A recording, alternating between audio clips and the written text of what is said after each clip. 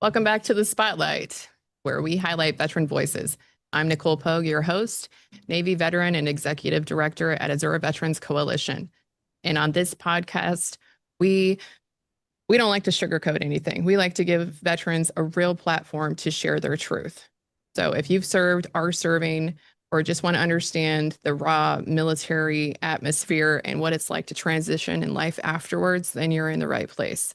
So today, we have someone who's going to be coming in here dropping some truth bombs. It's not your regular veteran podcast today. And we're here for it. So buckle up and let's get right into the mix of it all and let you know what's coming down the pipeline here at Defender's Den. We are having Music Military Medicine this Friday live with Gold Star mom Goldie Murphy. And tomorrow is Women Veterans Recognition Day to celebrate the inaction of women in the military. So it's our 77th anniversary. This last weekend, the West Valley Women Veterans held an amazing recognition day. That was pretty phenomenal. I wasn't able to attend, but thank you, Jessica Rosa, and all the women who showed up and joined arms, sisterhood, and celebrated each other. You know, and tomorrow we get to do it again. So don't forget to thank your sister, your mother, your friend, anyone you know who served, any female you know who served. Thank you for your service, women. And also, so what's coming down this weekend, we are partnering with Kaimisha Guy and her nonprofit veteran organization, Holistic Maternal Global Waters Wellness. We're doing haircuts, acupuncture, and her dad is a Vietnam veteran. He's going to be hosting the whole deal. So if you want to come down and just hang out and kick it with some other veterans and talk shop or get your nails did, your hair done, and, just have a cup of coffee and have a conversation. That's what we're here for this weekend. It's going to be a recurring event monthly that we're going to be doing to bring this coalition, so to speak, into reality. So come down, join us, one team, one fight. Let's get relaxed.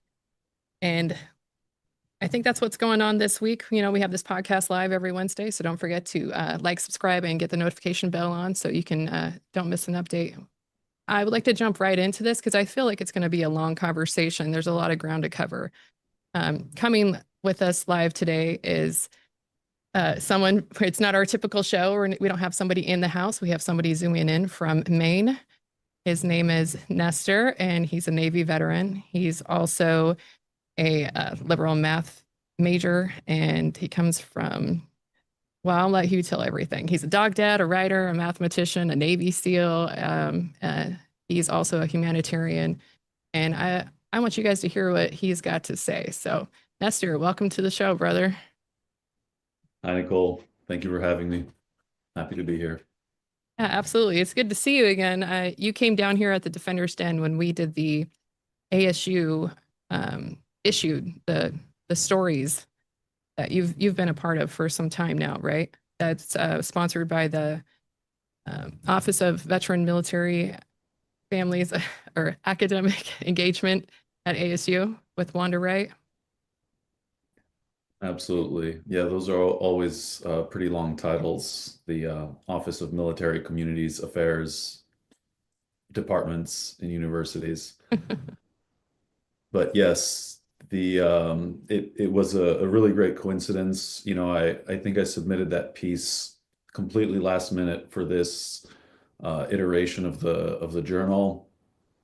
And then RD, our friend, notified me of the acceptance while I was on the road. I think I was still in Missouri at the time, driving across the country, and then we ended up, Ryder and I, my dog, ended up backtracking to be at the live launch, and I'm really glad we did. Met a lot of great people, yourself included, and now here we are. Awesome. I'm glad you had a good time. That was really powerful. And this room was packed. It was standing room only. I hope uh, to attend it next year, but in a larger forum, or maybe we'll get a new forum ourselves as we grow here. So let us know where you come from and why'd you join the military? What'd you do in the service? What happened afterward? However you like to fall down that route. Sure. I was I was born in Bangladesh, and raised in Greece. And then after high school in Greece, I came to the States initially, technically, to join the Coast Guard. They turned me away. I joined the Navy, uh, was in for 10 years, served as an FMF corpsman and after as a SEAL.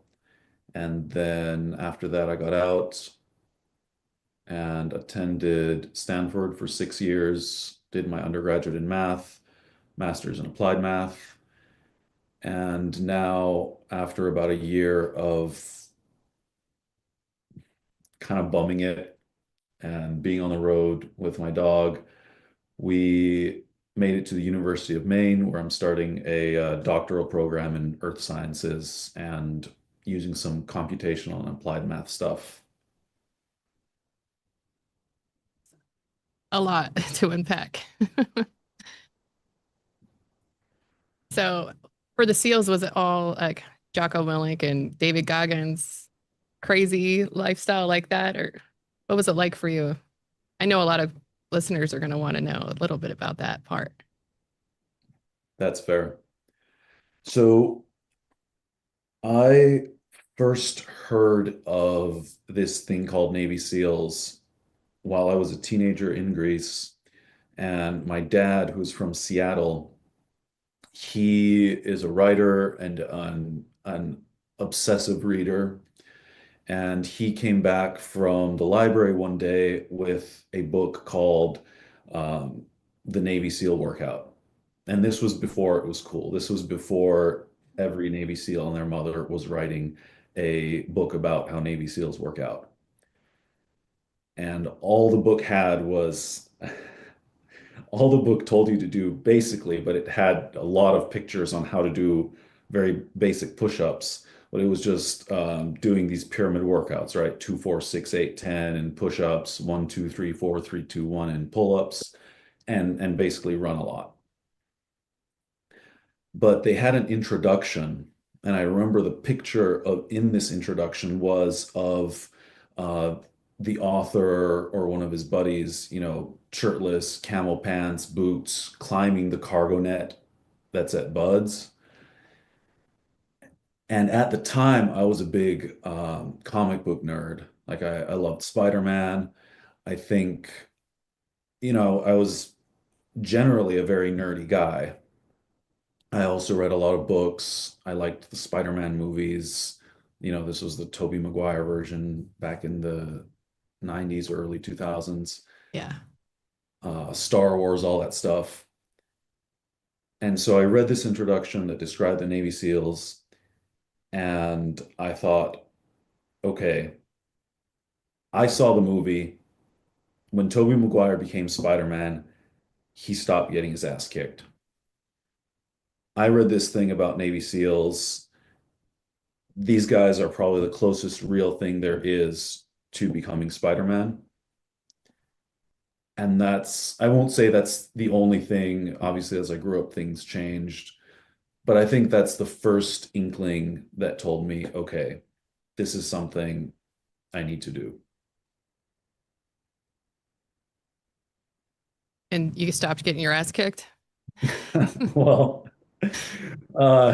that's the thing is as you grow up, you realize that the sort of bigger or stronger that you become, the bigger or stronger your opponents should become.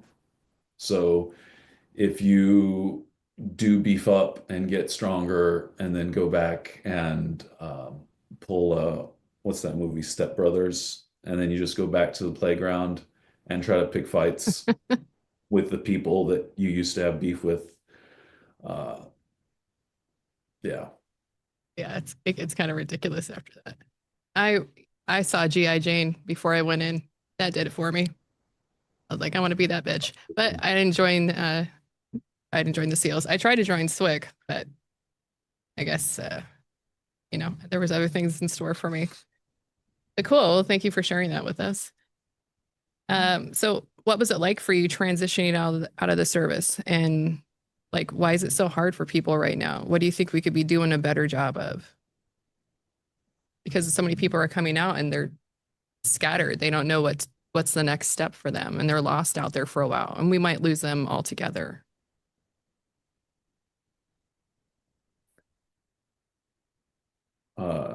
Well, that's a great question, and let's go. No warm up. The So I was lucky in many ways. My transition out of the military actually started with my getting kicked out of the SEALs. So I had a series of disciplinary boards and mistakes that I made that culminated one day in a Trident review board that pulled my Trident. I was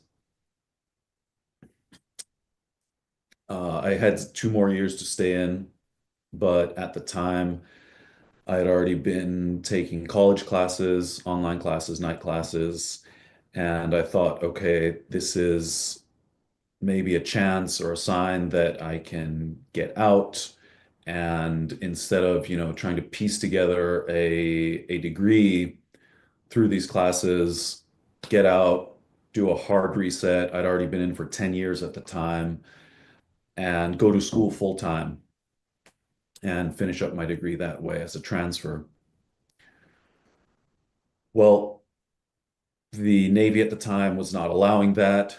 And so basically, what I had to do is refuse to take on a new rate and accept an administrative separation. Mm. So on my documentation, I have that A, my trident was pulled, and B, I was administratively separated for misconduct, which misconduct exists, but it in and of itself would not have led to an administrative separation. But I say that I was lucky because I felt at the time, even though I often doubted myself, but I also feel strongly now that what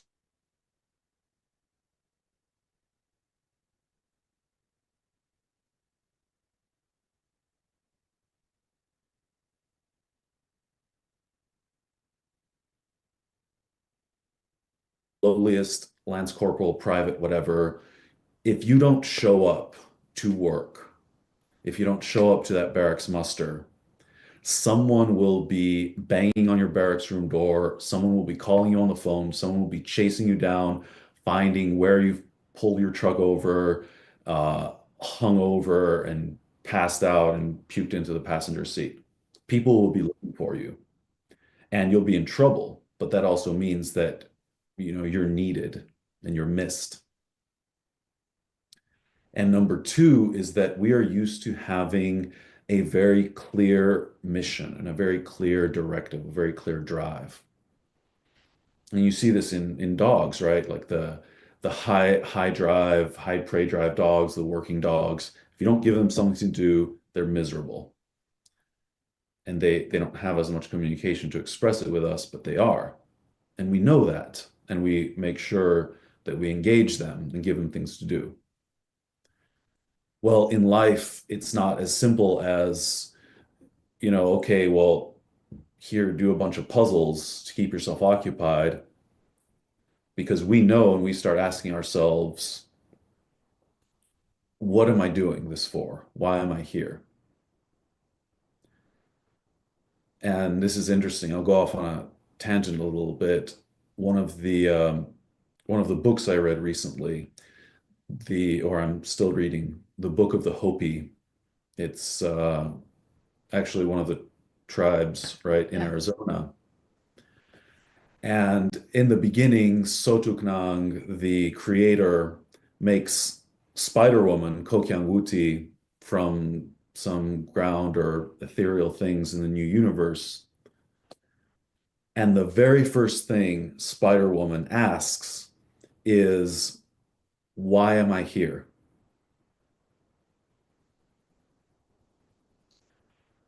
So we have veterans who, for 5 years, 6 years, 10 years, have not had to ask that question. I am here to hold this rifle and march, or I am here to file these papers so that the people with the missiles, the rifles, the airplanes can do their job. And it's very clear, and we do this because we care about our loved ones, we believe in our country to some extent, and we believe in protecting it. Freedom, democracy, everything. But then you step outside, and now all of a sudden you have to ask that question again.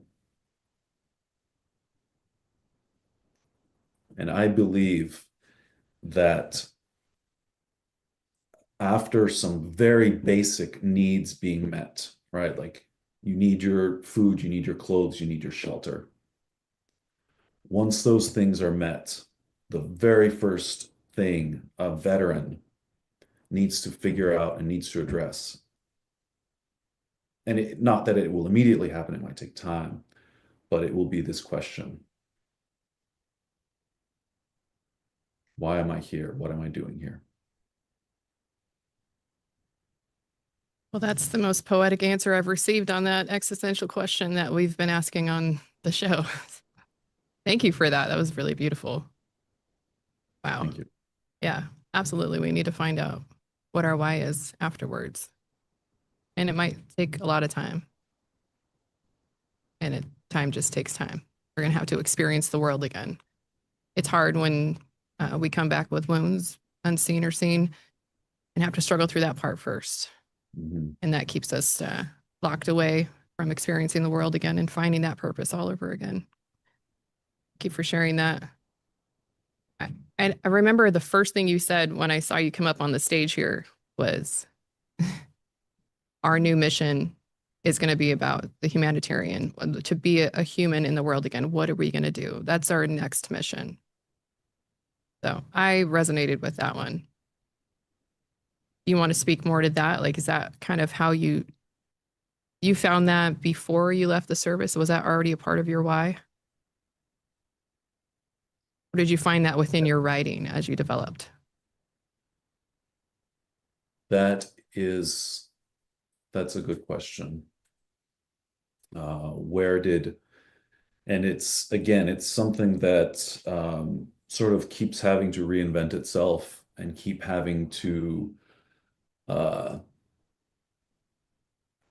convince itself that it's true, right? You can be here starting your doctoral studies and asking yourself, why the hell am I, trying to pour through this paper about some uh, very small detail about how permafrost can be modeled with this very particular thermal camera. But I also want to touch on something that you said about healing from the wounds.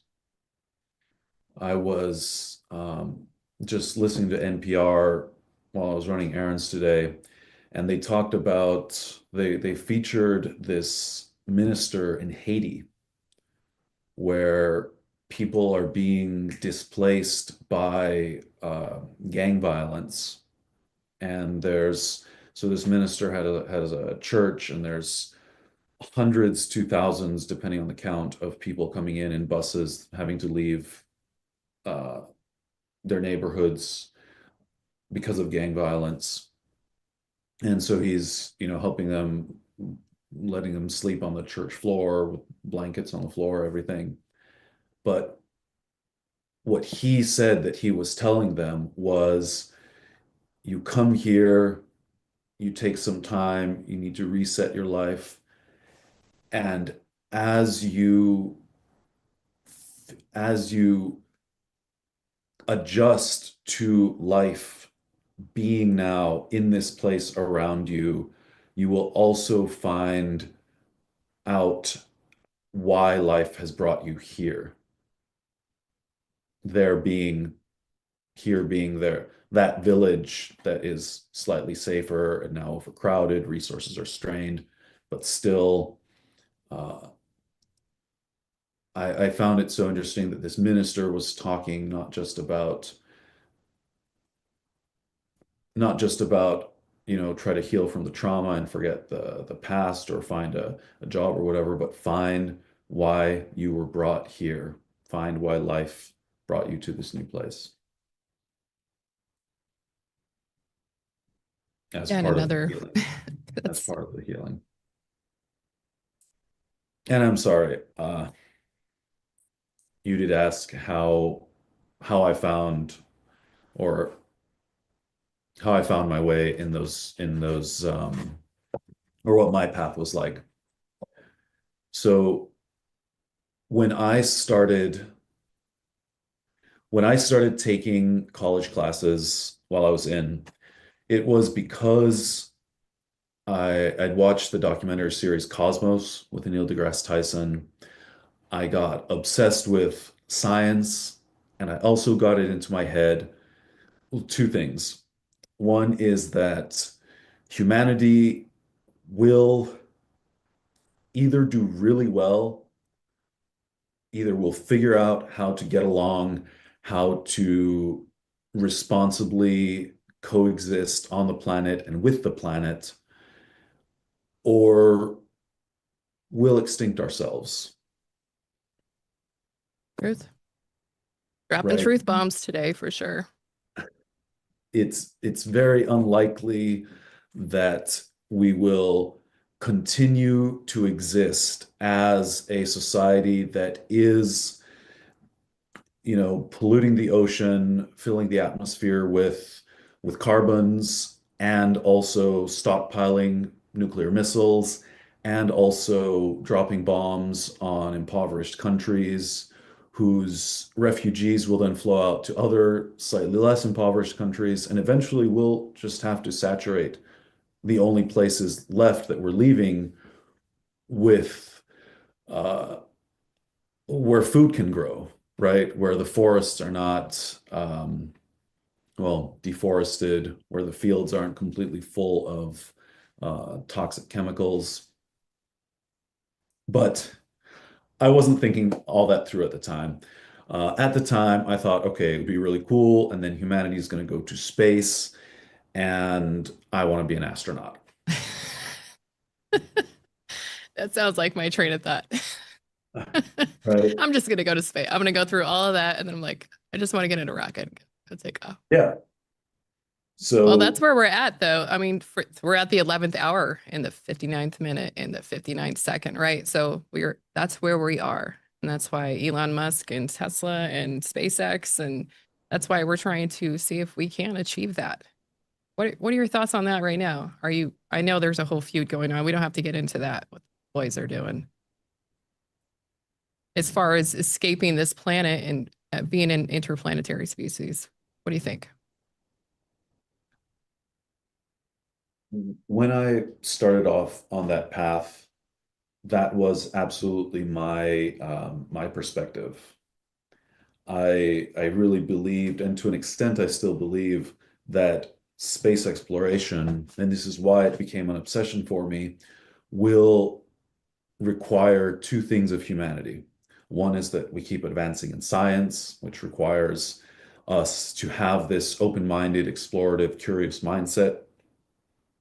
And two is that we'll have to get along because Two? anywhere, what's that? Do we have to do two? Well, and that's the thing is and now it's becoming much more like, well, it depends, right? We can send a very expensive rocket to Mars and plant an American flag on Mars. I think it's within, if we just scrapped everything else and pooled our resources, we could do that and sort of beat our chests about it. But if we really want to explore space and become a space-faring species, then like right now our ships, our little boats are just like skirting. We're just like popping out of the atmosphere and back again. We're little triremes that can't really lose sight of shore. If we really want to go to other parts of the solar system seriously, and if we want to go and push past the solar system, we're talking about building bases on Mars, that's nothing. We'll want bases that fill a moon of Jupiter, right? And from there, we'll be going even further and further. But I don't think that we will do very well in doing that if we're continuing to fight over resources and fight over who gets this and whose space station has priority. I mean, right now, China, when I last checked this, China is the only country that has their own space station, right? The International Space Station was a joint effort between, well, the United States, Russia, and other European countries. Can you imagine what we would be doing now if we actually had all collaborated?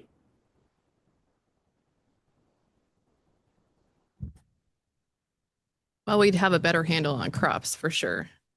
I studied ISS when I was in college, the plants and everything that they were studying and developing up there. Mhm. Yeah, what can we do? We can't accomplish much if we leave this earth, if we can't learn to get along to some modicum right here, right now, Mhm. with the resources happening the way they are, depleting the way that they are, the scarcity that's happening, the 99, the 1%, and then you get you know, the nihilism going on too. So how do we get people to care? How do we get people to care about what's most important right now for the human race? And that is helping each other through this existential crisis that they're having when they come out of the service, when they're coming, if they're changing careers, if they're going through a change in life of any kind. We need to be there for each other to help each other find resources, not fight over them, not do this one up better than less than kind of mentality. We're all in this together. We're all alone here on this earth together. This is our fight together. And Mhm. when I say, hashtag one team, one fight, that covers the entire human race. We are all the people of this world. We do need to learn how to get along if we're going to survive as a species, because the world will take us over.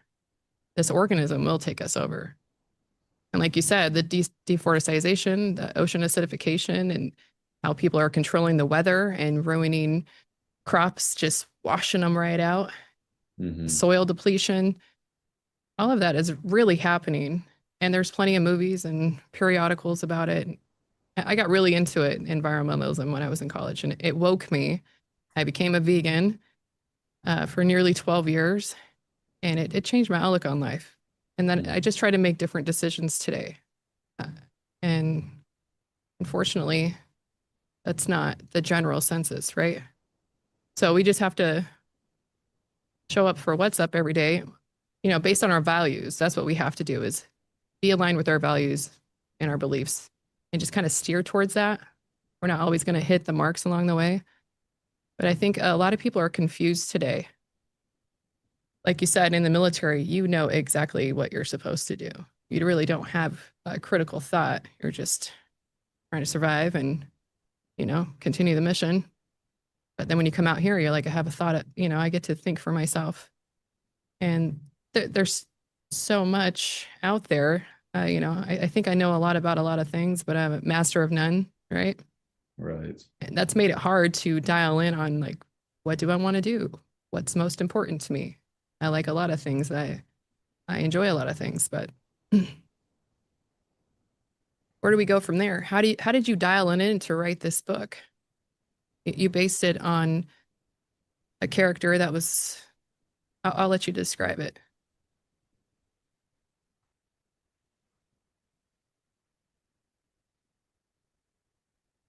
Yeah. Those are a lot of good questions and or a lot of good thoughts. And I can tell you it's hard to say when anything starts, when you first get that first inkling, there was some time that I was becoming a little more aware. I think my ex-girlfriend of many, many years ago was vegetarian, and, she had put things in my mind here and there. And at the time, I was, bacon for breakfast, chicken for lunch, steak for dinner. I was in SEAL training and just all about being, big and tough and macho, of which a big part is eating a lot of meat. At least that's what we're told. But over time, I think the the moment that something clicked was when I was finishing my undergrad. I was getting this math degree. I was still thinking that I wanted to prepare for NASA. And to do that, I would need a master's degree in some STEM field. And so I thought, okay, I have all this diving experience from being in the Navy. I have this math degree. The one thing that uses both of those is oceanography.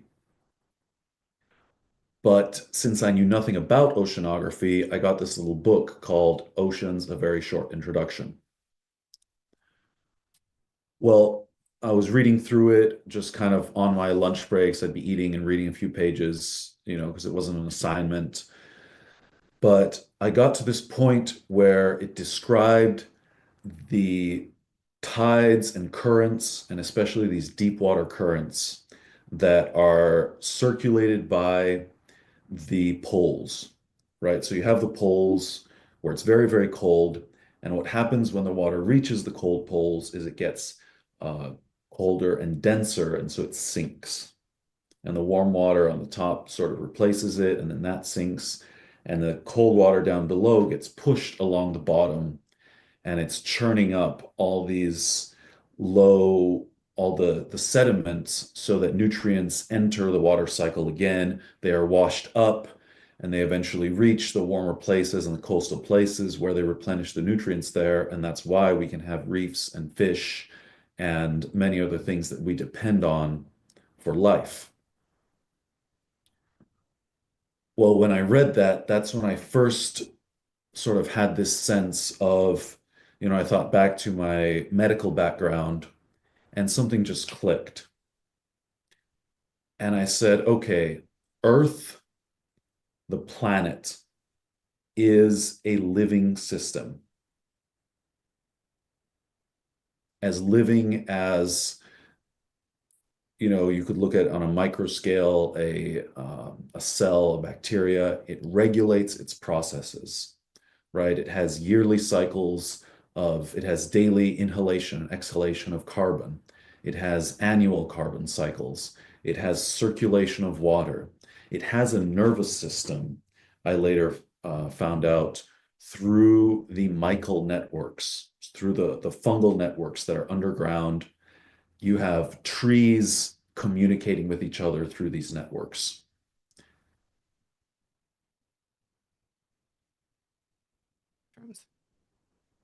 That sounds right. I haven't heard it before. Sorry, I cut you off there. Right. Not at all. And so then if you take a step back, we as humans are really just a microorganism living on this giant living system. Mm-hmm. And this system, the Earth system, does not need us, right? If we do something, we talk about destroying the planet. We cannot destroy the planet. We can burn all the forests, fill the ocean with nuclear wastes, and burn off the atmosphere. Earth will keep existing. And in 10 million years, 100 million years, in a billion years, it will just, as a responsible scientist, I don't want to say that we haven't verified. I can't remember at what point the sun will bloat and consume the Earth. So I don't want to say that Earth will exist for a billion years. But Earth will reshape itself. right? We can burn everything up, boil the oceans, burn off the atmosphere. Earth will reset itself. Some other form of organism might figure out a way to live, but Earth will keep existing. We're the ones who are fragile and vulnerable by our own actions. So that's our mission. Let's So, stop destroying things so we can stay alive. That's how we can help each other out. well, and so, yes. And at the same time, thinking on that scale is, what does that even mean to a person who's going to work, who's taking care of their kids, just thinking about their dog, right? At the same time, the thing that we seem to struggle with the most is connection, is feeling connected to each other, feeling connected to the planet.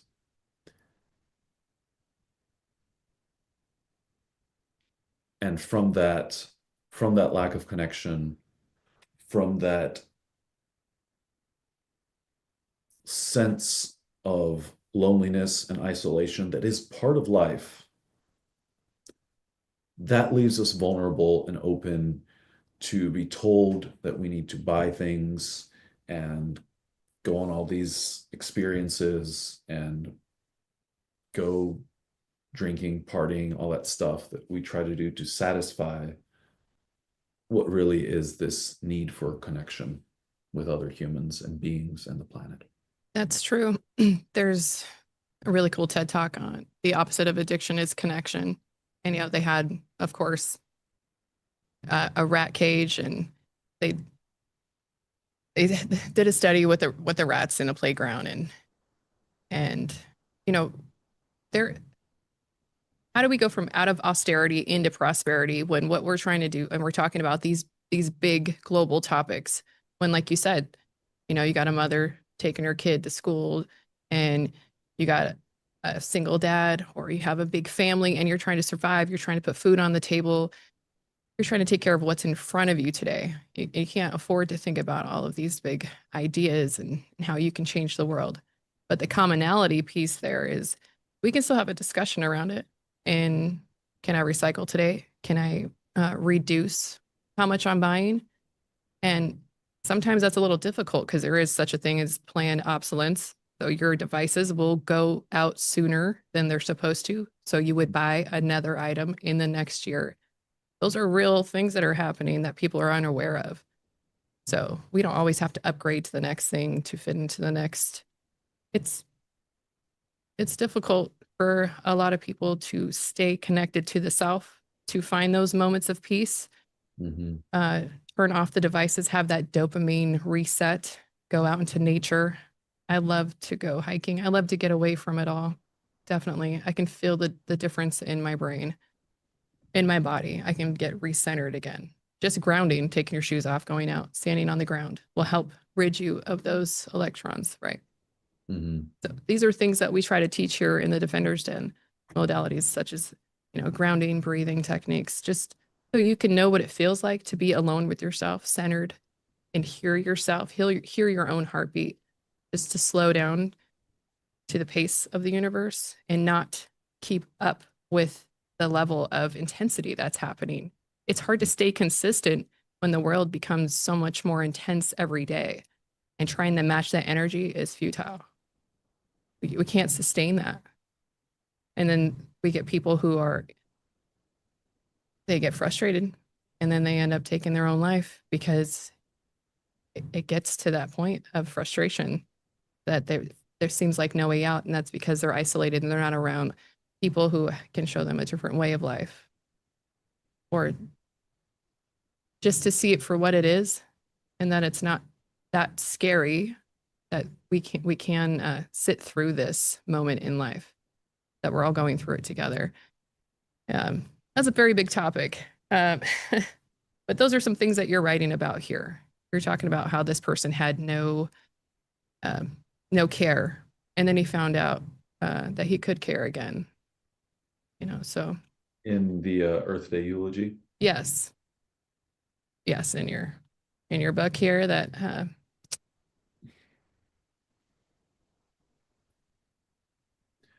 Yeah.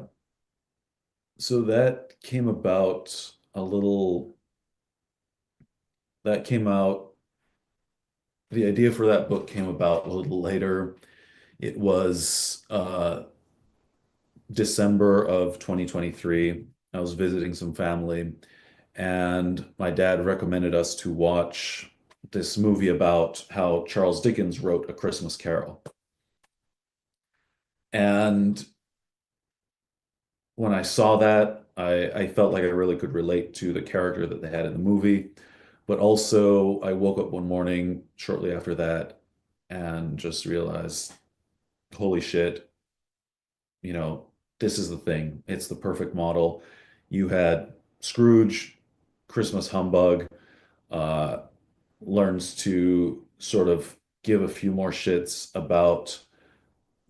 And if you, a lot of people haven't actually read it, and I had not until I got into it for writing Earth Day Eulogy. But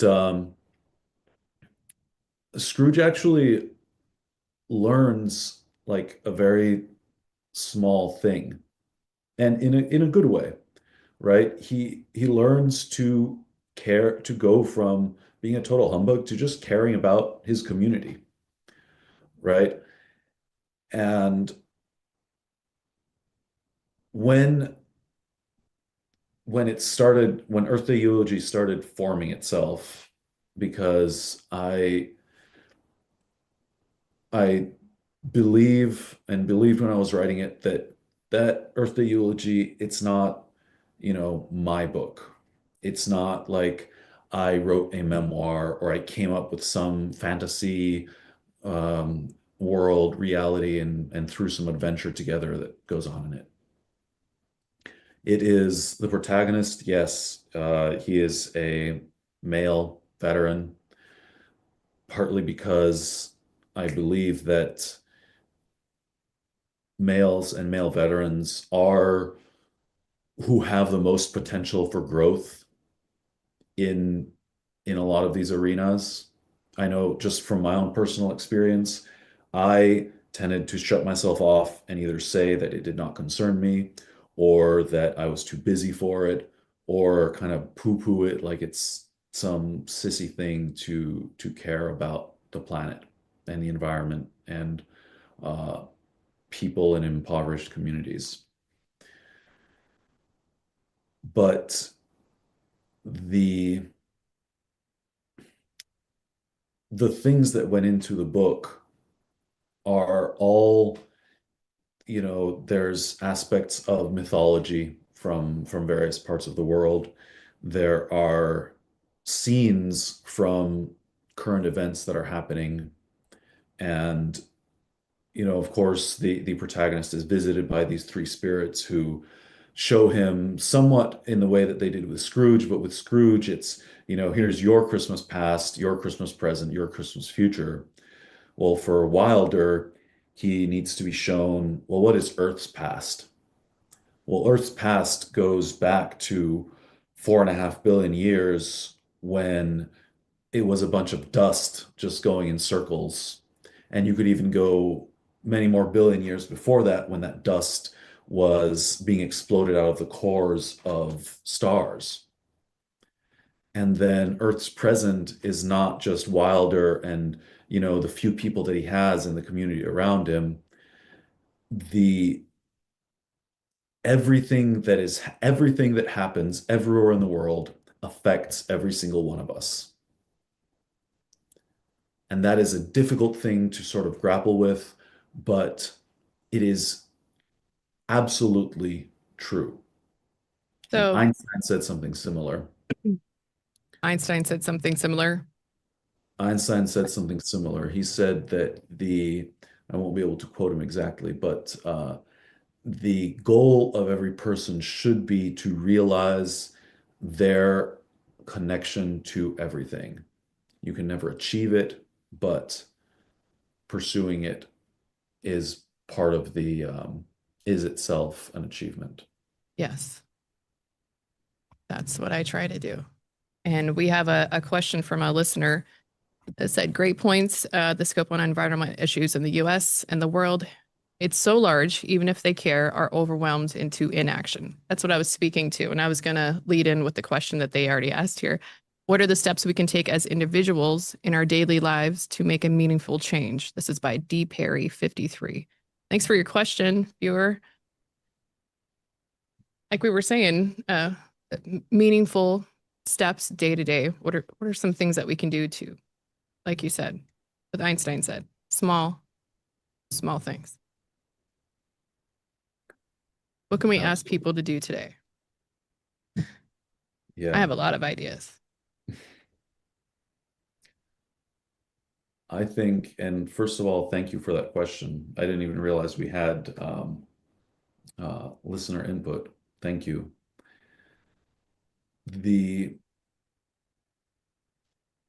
For me, I feel like the first thing is to care. And because when you start and here's the thing, I don't think nobody really does not care. Yeah. What we do is we see that caring is painful and it takes work and it involves suffering, and so we look away,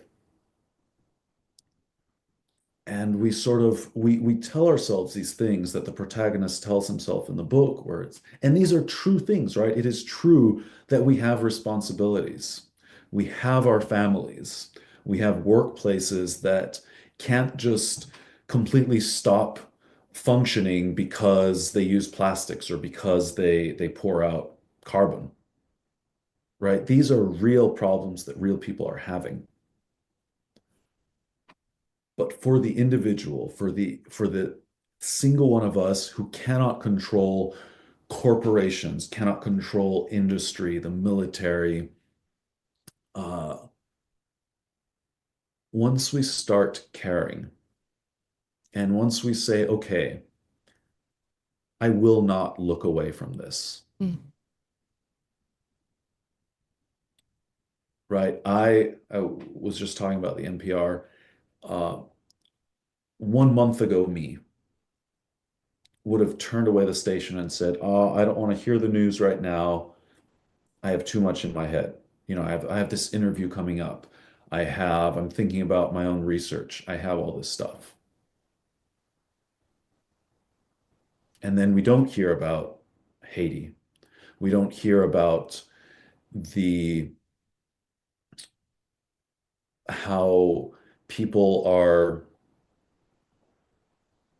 cocoa plantations, coffee plantations, all these things that,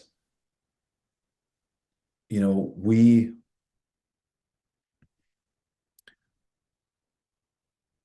can affect change, right? We do have the power in the sense that not only because we are a democracy and we have the responsibility and the duty to hold our leaders accountable in the polls and beyond the polls, but also because everything that is happening right now, we drive as consumers.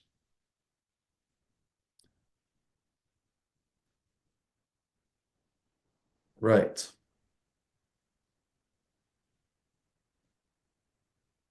And when we start caring, right? And it's not for me to say, well, you know, what you do, you made the comments earlier about drinking from a plastic bottle when we were in prep. Yeah, sometimes you need to hydrate. You're a living being that is 70 something percent water. No one is saying don't drink water or don't eat food. But when we start to care And when we start to ask these questions, so that, yes, the use of a bottle is sometimes you have to do it, but it's something that it hurts a little because you know what happens to that bottle.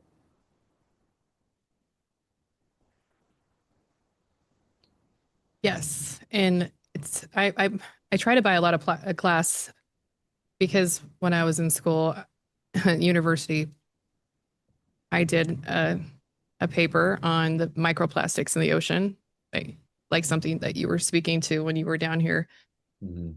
how there's this giant garbage patch in the ocean. And people think it's like there is large pieces of trash there. But what they don't know is like all of the microplastics that get into, I mean, we can go down that whole thing. But so when I do drink out of plastic, that's what I think of. And I'm like, if I do recycle this, it still costs energy. There still is waste produced. There still are emissions from it when I could have just made the decision to drink out of glass today and not contribute to that. And it does sting. Mhm. And so once you know better, do better. I think getting informed, like you said, let's care, let's get informed. That way you can see how you feel about it. If you don't feel different about it, then go on with your life. But or just be open-minded. I think another idea that would be helpful is to be open-minded to people, not to shut people down. We don't know what we don't know. And maybe we were given false information. Or like you said, instead of just shutting it all off and doing the doom scroll, Mhm. you know, look into something in your neighborhood. What are people doing? There's co-ops that are helpful. So you can grow your own garden instead of buying produce out of plastic. Mhm. Small things like that. Being showering with a buddy, reducing water. I can't remember that commercial with Ted Danson back in the day. Yeah. Reduce your water at home. And there are many conservation techniques that we can do. And I think overall is a community-based thing. If you want to change globally, think locally. So get involved with local groups that are trying to change their carbon footprint and then try to be one of them, or take what you need and leave the rest. Do what you can. Um, just small, minute things. It'll get you thinking. There really is something to planting a seed. It grows into a redwood faster than you know. And before you know it, you're growing everything in your house. I don't know, but I went down a long journey on this, and it did change my outlook on the world. It is something that helped me traverse through trauma. I was able to become something out of that. And I think if people can see a small change like that develop, then, we can give that hope to the next person locally, community, nationally, globally, right? That's how it's going to work. So if you do have hope for the world today, what does that feel like to you? Do you see that happening?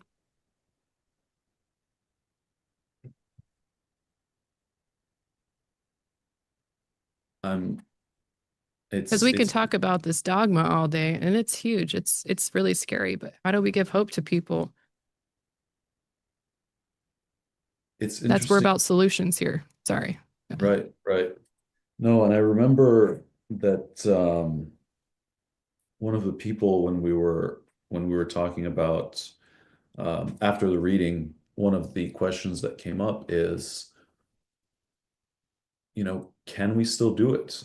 Can we still do we still have a chance? And I remember one of my writing mentors when I first started the book, she told me that we need two things. One is that we need to reckon with our grief. And the other, and the reckoning with the grief, we kind of talked about with the, starting to care and starting to recognize that there are things that are really, really wrong with the world and not be afraid to look them in the eye. But the other thing she said is that we need a vision for what is ahead.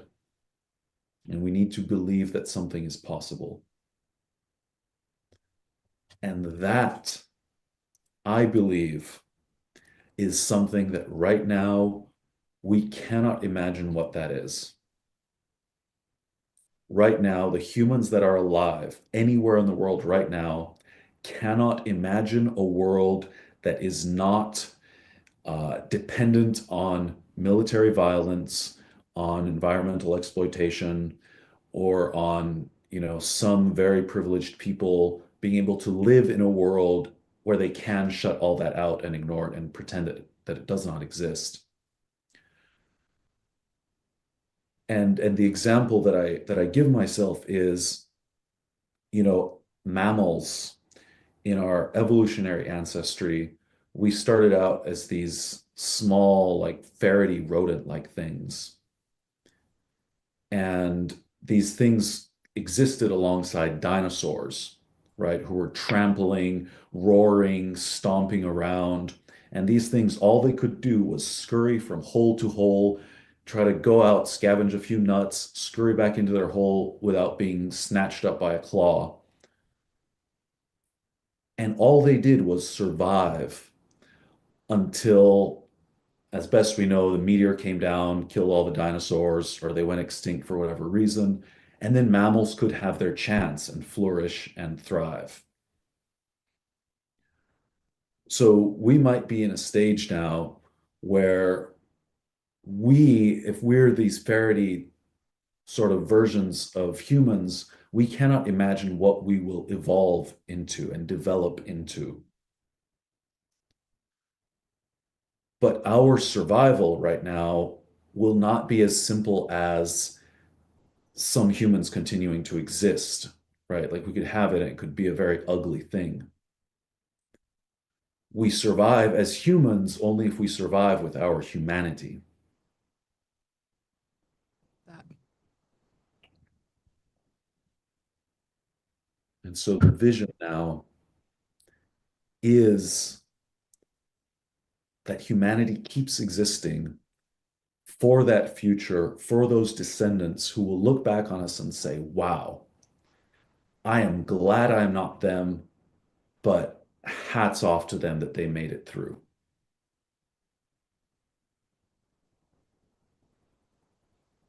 Where there's a will, there's a way. Amen. Okay. Nestor, thanks for coming on the show today, brother. Do you have Thank you. any parting wisdom for our viewers? I could talk to you all day. I mean, I had so many other questions, but this has been good for people to hear, to know that it's not just about the military. It's all encompassing all of the larger institutions. You said NASA, and we could talk about all of the other larger groups that have a hand on this, and we're not seeing what they're doing, and how one day there's going to be a small select few who get to see the other side of the devastation, unless we all step up and do some small changes ourselves and band together. But with the military industrial complex and people coming out of that, not knowing what they were even involved with entirely, to come out and feeling struck after they learn why they were over there and why they were let down when they came back and weren't prepared for what's on the other side with no support, where to find that support, what was even happening internally with them, how to regulate, how to shift the mindset. That's a complete disservice and is unacceptable. So the big questions that we are talking about today probably don't help the ones that are struggling right there, right then. Just know that you're not alone in this big, huge, vulnerable world. And there is a place for you to come share your story, hear these big ideas, help you break it down into small little components that we can achieve goal by goal, to help you see yourself through that for yourself, to find your next mission, to find your new why. Or like Diana Crane says, find your pumpkin, because we need to find some light through all of this darkness. It's there. We have it. we can go through this with some happiness as a byproduct of our solid, fruitful actions of consistency and discipline, and that little sense of urgency, not too much, but know that we must keep moving forward and we can do it together. So, that's what I needed to say. What would you like to say? Amen. Yeah. Thank you. Thank you for having me. It's been great talking to you, Nicole. And this is what you just said is one.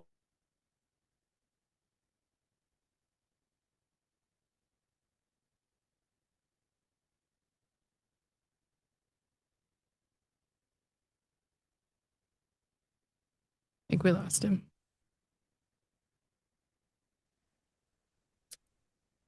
And Nestor, I think we missed everything you just said. You said what you just said, and then you froze up. Can you remember what you just said? uh, I just I just said that I really like what you're doing there with Azura Vets, bringing people together, giving them what they need, and encouraging them, giving space to heal and encouraging them for what's ahead, whatever it is. And if,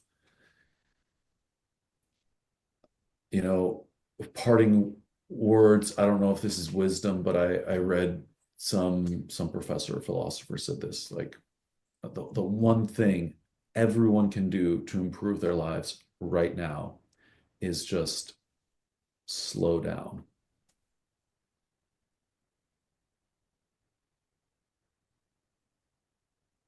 Amen. My dad says that to me on the regular. I have ADD, but it's hard to slow down, but I try. That's why they call it a meditation practice, because you must practice it regularly. It does help. So, yes, let's all slow down. Find time for ourselves, find time for each other, find time away from our devices and go out into nature and recalibrate so that we may rise into the next version of ourselves and share your story. I I look forward to another round with you. Maybe next time you come down, we can have another conversation or maybe get you to come back on the show. I know you're going into your graduate program right now, so it's going to look a little crazy for you for a while. Take care of your service animal there. What's his name?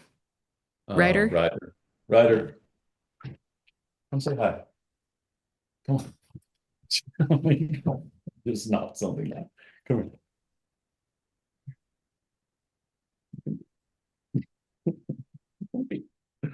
Oh, well. Ryder. Wait.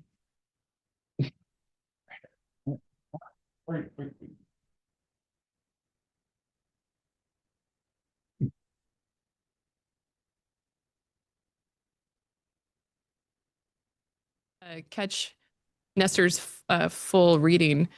You can watch one of our past episodes here where we went live on the Issued podcast, or the Issued Stories from ASU was live on our YouTube channel.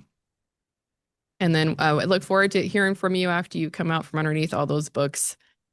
And where can people find you? You have a website? So right now I have a website. It is swordcirclepen.com. And the book has a website, ed-book.org. And I have a social media. It is nestor.walters.writer. Writer as in person who writes, not writer like my dog's name.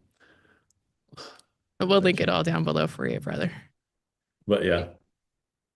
And then Yep. you're also on your website is your veterans program that you're running as well. Yes. So there is a tutorial. There is a tutorial series that I am working on with a veteran nonprofit, Next Step Inbound, to help veterans transition to apply to competitive schools.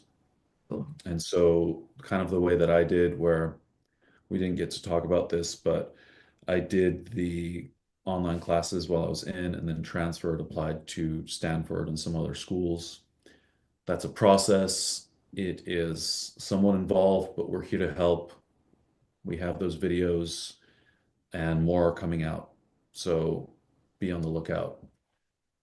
Yeah. And, I'll just say this. I'm sorry we didn't get to it, but I want to say this real quick. Veterans, please use your GI Bill, get your degrees, get your advanced STEM degrees. There is a shortage in the country. That is, I thought maybe I would get to this naturally, but guys, if you even have an inkling of being into it, this is the new mission. The National Science Foundation says there's a shortage of, um, graduate level STEM uh, workers, and I believe that much more so, veterans would be incredible for this because of our experiences, our responsibility, our sense of duty, right? These are big things, important things, serious things. And I'm just mumbling right now because we're trying to finish up the show, but I really believe that a lot of veterans will find a new sense of purpose and a new sense of mission the way that I did by pursuing and contributing to sciences. Yes. Purpose, mission, science. Other planets. Let's change the world. All right. One glass bottle at a time. Or whatever you can do today, pick it up and try it out and see how it works for you. Be the change you wish to see in the world. Amen. All right. Thanks again. Good luck in your studies. Thank you, And Nicole. yeah, you're absolutely welcome. And for all the viewers out there, come on down this Saturday and check out Military Music and Medicine, or come get your hair cut and your nails did or your hair done, or come have a conversation with us. We're always here 8 to 4. And don't forget, take care of yourselves because you're worth it and you're not alone. Let's do this. See you next time on the Spotlight.